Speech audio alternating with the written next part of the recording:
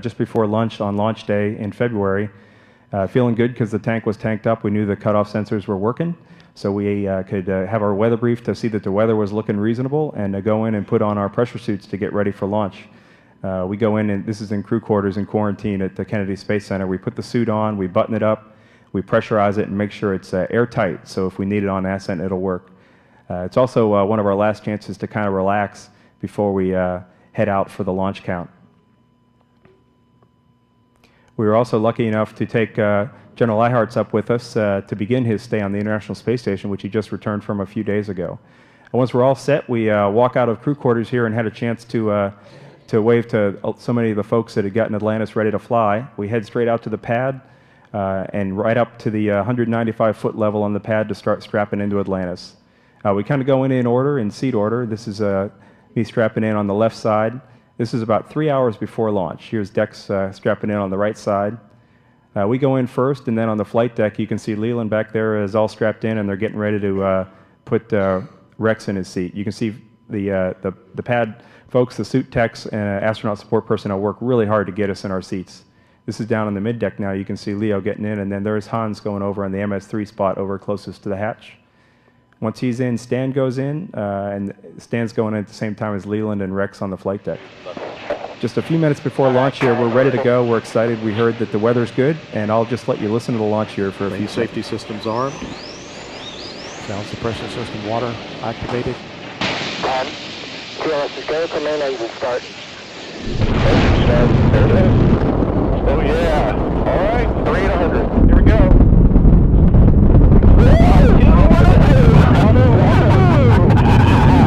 104. 7 seconds, Steve. There's the roll. See it. Wow. You said that it's rolling program. Oh really? Gotta do it, man.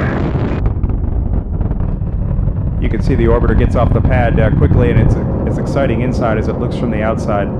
We quickly accelerate going through the sound barrier. You can see the shock waves here right there as they go through the camera view.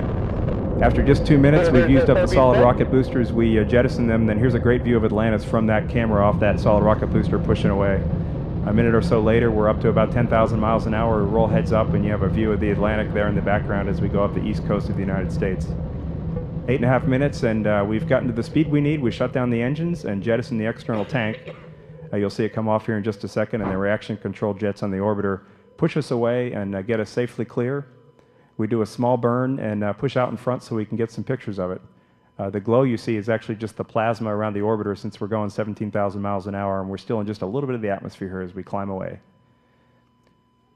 Right as soon as the engines shut down, both Leland and on the flight deck and Hans on the mid-deck start unstrapping to be able to take video and still pictures of the orbiter. And there's some video Leland shot at the same time Hans was shooting high-resolution still images. That's the last propellant venting out of the external tank as it heads for the Indian Ocean. Once safely on orbit, we start the job of converting the shuttle from a rocket ship into a spacecraft. An important part of that is getting the payload bay doors open. Once the doors are open, we can activate the shuttle's robotic arm, which we're going to use on flight day 2, the first full day in orbit, to grapple an inspection boom that we carried up on the side of the payload bay. And with it, we're going to scan all of the areas of the orbiter that see high temperatures on entry to make sure that the heat shield didn't sustain any damage. That's a sped up view of the boom maneuvering. This is a view out of one of the sensors on the end of that inspection boom as we sweep it across the orbiter, looking to make sure we didn't sustain any damage during launch. And there's a view out that camera looking at Hans, who's looking out the hatch window, making sure we're flying the arm correctly. Also on flight day 2, we began preparing for the first of our EVAs on space station. This is filling up the drink bags that we're going to use in the spacesuits. Flight day 3 is rendezvous day, and we start off the day about 40 miles behind the station, getting into the rendezvous checklist. Use the laptop computers and lots of other rendezvous tools and a series of burns to get us below the station. Here we are crossing the coast of Peru, just south of Lima, and getting ready to start the rendezvous pitch maneuver, which is a maneuver that allows the station crew to image the underside of the orbiter for any thermal protection system damage. Steve's at the controls here, and once this is complete, we fly out in front of the station out to a distance of about 300 feet and come down the velocity vector of the space station. This is a view of the space station rising in the aft window of the flight deck during the rendezvous pitch maneuver. And we see Rex using the handheld laser to measure range and range rate as we're approaching the station at an incredible speed of about 1/10 of a foot per second. The video here shows Steve at the controls and the closure rate that we actually see. In a moment here, we'll speed this up, and you can see the docking systems coming together. Steve is controlling the orbiter to a tolerance of about 3 inches on these two huge vehicles traveling at 17,000 miles per hour. We get contact and capture of the space station, and congratulations on a job well done to the commander for just a great job of flying. We got the hatches open, and Flight Day 3 was also Peggy's birthday. We brought her a big module for her birthday present. The inside of Node 2 is a big, beautiful, bright place. And you can see after a couple of days of being trapped on the small confines of the space shuttle, we're happy to have a lot of extra room to move around in, but also a bit clumsy as well. It takes a few days to figure out how to move around in such a large volume. But we were happy to see Dan and happy to have him become part of our crew, and really happy to have the chance to bring him home. And then on the first night we had on the space station, Peggy and her crew were nice enough to invite us over to the service module to have dinner over there, and they brought out the best Russian food they had, and it was very good, very tasty. Gave us a chance to relax a little bit and see our old friends and have time off before we got into the work of getting to do some spacewalks. Here we're briefing the day before we go on our spacewalk, and then you see here the morning of the spacewalks, we got our suits on, and Peggy and Steve are getting us ready to go into the airlock, and here's Stan getting guided into the airlock very carefully. Then they close the hatch of the airlock, and we can get all the air out of there and then open the door and go outside and work. And here you see a picture when I opened the hatch for the first time on the first spacewalk, and right below me is the Swiss Alps. It was just a spectacular sight, and had a chance to look for a few seconds, and then it was go on outside and get to work. Our first job on the first spacewalk was to prepare Columbus so that it could be pulled out of the payload bay and then attached to the space station. We use these high-tech power tools here to tighten and loosen bolts. And then here's a picture of Stan grabbing what's called the grapple fixture that we're going to put onto Columbus, and that'll allow the robot arm to grab Columbus and pull it out of the payload bay. So that's Stan upside down hanging on the grapple fixture. And then here he is putting it onto Columbus and gets it seated well, and then we use our power tools to bolt it on there real tight. Now to get access to that grapple fixture, we had to take some panels off of Columbus. And here you'll see Stan in the background putting one of those panels back on while I'm working there in the foreground.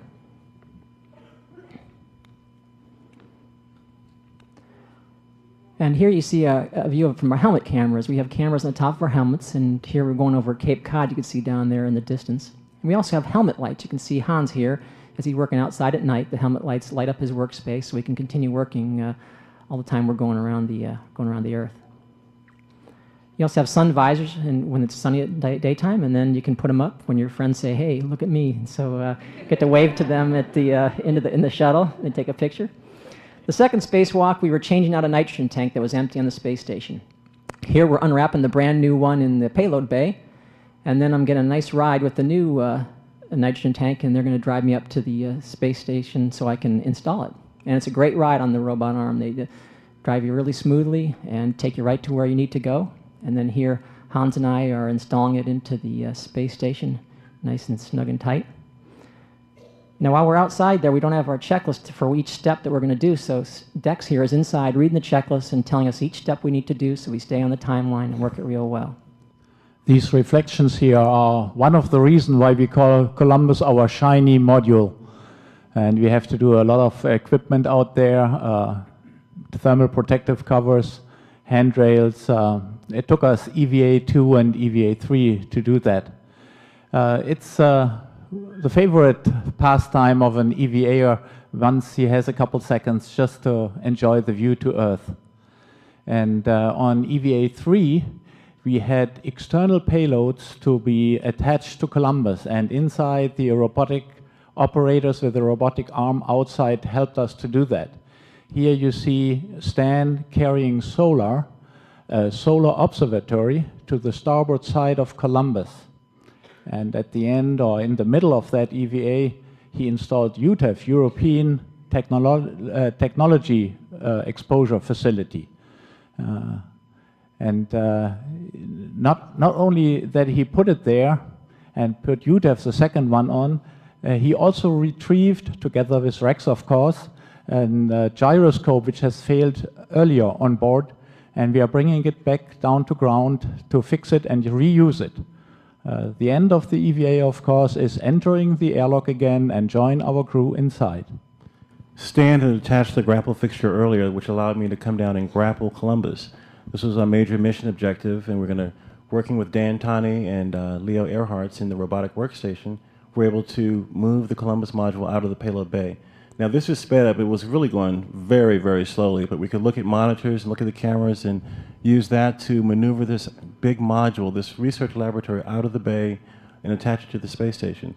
We're now moving it to the right of the shuttle, and we're configuring it. This is a view out of the aft window the guys were looking at as we were installing it. And now we're reconfiguring the arm to allow it to line up perfectly so we can pull it in to node 2. So that's a lot of reconfiguration. And now here we go. We're going into the node 2 to berth it. A little more motion. We're getting there. Beautiful views of the ground as we go by. One little more snug, and we're there. Columbus installed. Once it's installed, we have inside, of course, also outfitting activities to do. And once we are in the lab, we have to remove a lot of launch locks. We see here Dan and Leo to install the panel, and Steve here to work on a handrail, or better say, footrail. Myself working now at experiment level, removing launch locks of biolabor. And one of the favorite also pastimes, semi-pastime activity is taking pictures, and I don't need to comment that. It's the Caribbean. It's just breathtaking.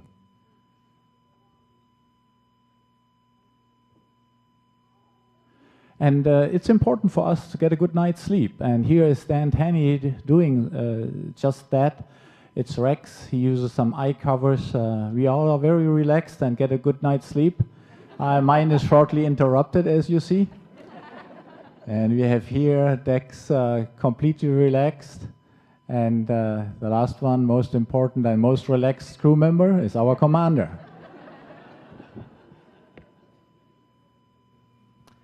We had completed our work at the space station, and it was a bittersweet time. We had to say goodbye to the station crew and leave Leo up with Peggy and Yuri and bring Dan with us. So I'm at the controls on the aft flight deck, and we're undocking.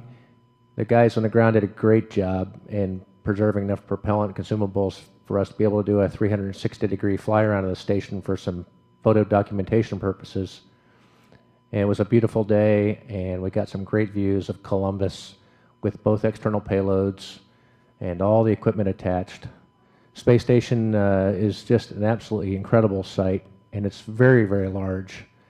And it's just breathtaking to see it flying with the Earth in the background. And there's a view of Dan leaving his home in space and headed back to the house. Okay, Rex is supposed to be exercising here, but I really don't know what he's doing, but he's about to spin out of control, and Rex, watch your head there. We were playing M&M croquet with water bubbles, and here Stan is in his mid-deck locker pulling out clothing and looking where his personal items are stored. We all use those lockers to store all of our equipment. Rex is brushing his teeth, got to keep your teeth clean in space. And here we all are looking out the window, about to come home. We're very excited about coming home to see our families. One of the last moments we want to have in space, and everyone's waving. And you see Steve up in the front window taking pictures. A great time. After all the fun and camaraderie, it's time for the serious business of getting ready to return to Earth. Here is Steve practicing with the shuttle landing simulator that runs on one of our laptop computers. On entry day, we suit up in our orange suits, the same ones we wore for launch. Only this time there's no ground crew to help us, so we have to do it all ourselves. This is me helping to strap in the crew on the flight deck as they get ready now to do the deorbit burn. There's a small adjustment to our orbit, which will bring us skimming into the Earth's atmosphere, where we'll begin bleeding off the enormous speed that we got while all those rockets were burning during launch. They'll bring the shuttle speed down to a reasonable 200 knots for landing. This is a view out the overhead windows. What you're seeing there, that pulsing flame, is our several hundred-mile long plasma trail that comes out behind the shuttle as we're entering the atmosphere and bleeding off all that speed. Okay, so with those twin sonic booms that they always hear at the Kennedy Space Center when an orbiter was coming home, we were headed back. The weather was beautiful at Florida, just a high cloud deck here, which you'll see we'll pop through this cloud deck, and as soon as we come out of it, the runway will be right there in front of us, right where it's supposed to be. It was Dex and I had done these kind of approaches between the two of us a couple thousand times, and it was great to see that the orbiter flew just like our practiced vehicles. Dex was talking me down through this the whole time, telling me where I was, where I needed to go, and the orbiter was flying great. If you're looking in the pilot's view on the left, it was nice to know that our families were right there on the left side of the runway watching us as we went by, and they said they could see us in the windows as we were coming into land.